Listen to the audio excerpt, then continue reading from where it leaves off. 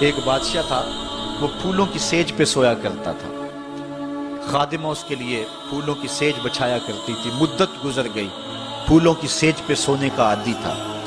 ایک دن خادمہ نے سوچا، لونڈی نے سوچا، روزانہ بادشاہ اس سیج پہ سوتا ہے، پتہ نہیں کیا لطف ہوگا۔ کمر سیدھی کرنے کے لیے، اس سیج کا لطف اٹھانے کے لیے وہ بھی لیٹ گئی۔ سیج تیار کرنے کے بعد ایک لمحے کے لیے کمر سیدھی کی تو سارے دن کی تھکی ہوئی تھی، آنکھ لگ گئی۔ بادشاہ وقت پر اپنے اجلا میں داخل ہوا، اپنے اس خاص کمرے میں داخل ہوا تو ایک لونڈی کو پھولوں کی سیج پہ سویا ہوا دیکھا تو غیرت سے جل بن کے کباب ہو گیا۔ ایک لونڈی کی یہ اوقات کہ بادشاہ کی سیج پہ سوئے۔ اس نے جلاد کو بلایا، کہا اس کو الٹا لٹکاؤ اور اتنا مارو کہ اس کی جان نکل جائے، تاکہ باقی خدام کو پتہ چل جائے کہ بادشاہوں کی سیجیں، ان کے بستر، ان کے گھر کتنے مقدس ہوا کرتے ہیں۔ لونڈی کو الٹا لٹکا دیا گیا اور جلاد ضرب پہ ضرب لگا رہا ہے، کوڑے پہ کوڑا مار رہا ہے۔ وہ چیختی ہے، روتی ہے، بچا لو مجھے، میری جان نکل رہی ہے۔ روتے روتے کیا خیال آیا کہ اس نے ہنسنا شروع کر دیا۔ بادشاہ نے جلاد کو کہا، رک جا، اس لونڈی سے پوچھ روئی کیوں ہے، اسے یہ بھی پوچھ ہنستی کیوں ہے۔ جلاد نے کہا، لونڈی بتا روتی کیوں ہے۔ اس نے کہا، تجھے نہیں پتا جب کوڑا لگتا ہے تو جان نکلنے کو آتی ہے، نزا کا عالم طاری ہو جاتا ہے۔ کہا یہ تو سمجھ ہے، لیکن ہنستی کیوں ہے۔ کہا ہنسی مجھے اس بات سے آئی ہے کہ چند لمحوں کے لیے سوئی ہوں، اتنی تکلیف کاٹ رہی ہوں، سوچا جو عمر بھر ہو گئی سوتے ہوئے جس کو، اس کا کیا بنے گا، جس کی زندگی بیت گئی اس سیج پہ سوتے ہوئے، اس کا کیا بنے گا۔ صاحبو، یہ دنیا پھولوں کی سیج نہ بنائیں، اس دنیا کو اللہ کی عبادت کے لیے گزاریں، ذکر فکر میں گزاریں، سحری کے وقت اٹھ کے مصلی پہ کھڑا ہو کے رونا سیکھیں، اللہ کے حضور آئیں، سارے کام چھوڑ دیں، رزق کی تلاش میں رازق کو بھول نہ جائیں۔ تم سمجھتے ہو دکان بند کر کے چلے گئے تو شاید میری آج کی سیل کم ہوگی۔ سیل دینے والا، رزق دینے والا، رزق کے دروازے کھولنے والا وہ رب ہے۔ جاؤ اس کے حضور جاؤ اور جا کے اس سے مانگو، مالک، رزق کا مالک بھی تو ہے، تیرے ہاتھ میں سارے خزانے ہیں، میری مدد فرما۔ دیکھنا کہ رحمتوں کے کس طرح دروازے کھلتے ہیں اور جو تمہیں ملتا ہے اس میں برکت کتنی ہوتی ہے۔ آج ہر بندہ یہ کہہ رہا ہے کہ میرے کاروبار میں برکت نہیں ہے، لاکھوں کماتا ہوں، پتہ نہیں چلتا جاتے کدھر ہیں۔ مسئلہ اصل ہے یہی کہ رزق میں بے برکتی آ گئی ہوئی ہے، اس لیے کہ ہماری پیشانی میں سجدے نہیں رہے، ہماری آنکھوں میں حیا نہیں رہا، ہمارے لبوں پہ قرآن کے نغمے نہیں رہے، ہماری سوچوں میں پاکیزگی نہیں رہی اور خیالوں میں طہارت نہیں رہی۔ آج غلاظت ہی غلاظت، گند ہی گند، اور جو ہے وہ شہوت ہی شہوت اور بے حیائی ہی بے حیائی آنکھوں میں، نظروں میں، خیالوں میں بھر دی گئی ہے۔ بازار میں چلے جائیں، گھر چلے جائیں، گھر کا دروازہ بند کر کے، مقفل کر کے بغیر آپ سمجھتے ہیں کہ میں محفوظ ہو گیا ہوں، آج تو وہاں بھی محفوظ نہیں رہا جاتا۔ عجیب صورتحال بنی ہوئی ہے۔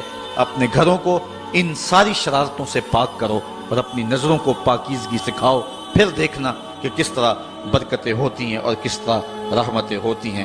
عبادت کے دو مفہوم حضرت امام رازی نے بیان فرمائے ہیں۔ آپ فرماتے ہیں التعظیم لامر اللہ، عبادت کا مفہوم یہ ہے کہ اللہ کے امور کا، اس کے حکم کی تعظیم کی جائے۔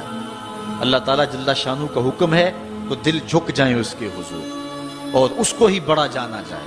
اور دوسری بات والشفقۃ علی خلق اللہ، عبادت کا مفہوم یہ ہے کہ مخلوق خدا پر شفقت کی جائے۔ حضرت امام غزالی نے اربعین کے اندر لکھا کہ عبادت کی 10 قسمیں ہیں، ان میں سے پہلی قسم نماز ہے، جو عبادات میں سب سے اہم اور سب سے بڑی عبادت ہے۔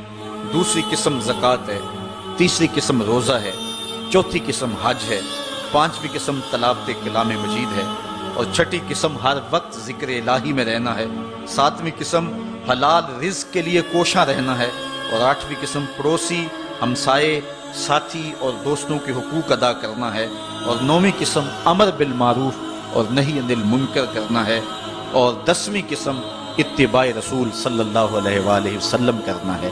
یہ عبادت کی صورت ہے۔ اب معاشرے کے اندر کچھ لوگ تو عبادت کرتے نہیں ہیں، اور ان کا عبادت نہ کرنا غفلت کی وجہ سے۔ ایک طبقہ ہے کہ وہ عبادت کا قائل ہی نہیں، وہ دہریے ہیں، اللہ کے وجود کا انکار کرنے والے ہیں۔ اور ایک طبقہ تیسرا وہ ہے جو عبادت کرتا ہے لیکن اللہ کے علاوہ کچھ اور لوگوں کی، جس طرح کہ بت پرست ہیں یا دیگر لوگ۔ لیکن اہل ایمان جو ہیں وہ اللہ کی عبادت کرتے ہیں، اس کے علاوہ کسی اور کی عبادت نہیں کرتے، اس عبادت میں تساہل اور سستی نہیں کرتے، نمازوں کو 5 گانا وقت پہ ادا کرنا اپنا معمول رکھتے ہیں، اور یہی زندگی کا حسن ہے اور یہی زندگی کا جمال ہے۔ اور جو شخص اللہ کے حضور جھکنا چھوڑ دے، اللہ تعالیٰ اس کے رزق سے بھی، اس کی عمر سے بھی برکت اٹھا لیتا ہے۔ عبادت کا ایک مفہوم علماء نے اللہ تعالیٰ کی پہچان بھی بیان فرمایا۔ حضرت مولا کائنات سیدنا علی المرتضیٰ رضی اللہ تعالیٰ عنہ نے وما خلقت الجن والانس الا لیعبدون کا ترجمہ کیا ہے اے لیعرفونی، یعنی ہم نے جن و انس کو اس لیے پیدا کیا کہ وہ مجھے پہچان جائیں۔ اللہ تعالیٰ جل شانہ کی پہچان بندے کے اوپر جو ہے وہ ضروری ہے، اور جو شخص اس دنیا پہ رہ کے رب کی معرفت حاصل نہ کر سکا تو وہ قیامت کے دن بھی نابینا اٹھایا جائے گا۔ اللہ تعالیٰ جل شانہ نے یہ بات قرآن میں واضح طور پہ بیان فرمائی، من کان فی ھذہ اعمی فہو فی الآخرۃ اعمی واضل سبیلا، جو اس دنیا پر اندھا رہا کل قیامت کے دن بھی اندھا ہی اٹھایا جائے گا۔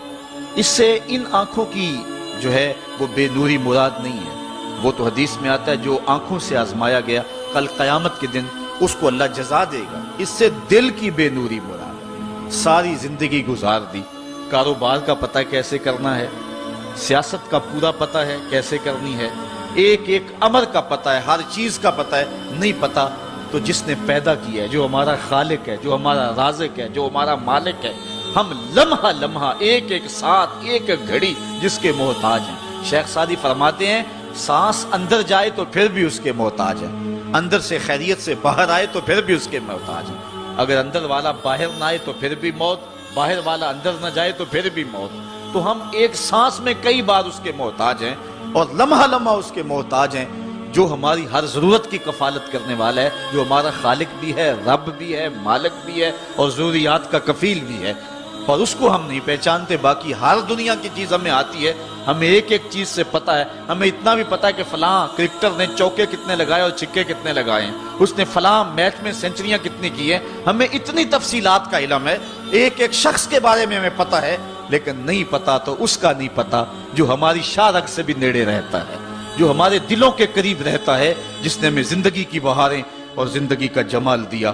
آئیے اپنے رب کو پہچانیں، اور جو شخص اپنے رب کی معرفت حاصل نہیں کر سکا وہ قیامت کے دن بھی اندھا اٹھایا جائے گا۔ اللہ تعالیٰ جل شانہ نے محبوب علیہ الصلوۃ والسلام کے سینے پہ اترنے والی اس کتاب میں اس بات کو اعلانیہ طور پر واضح بیان فرمایا گیا۔ اسی لیے اقبال نے کہا تھا دل بینا بھی کر طلب خدا سے کہ آنکھ کا نور دل کا نور نہیں۔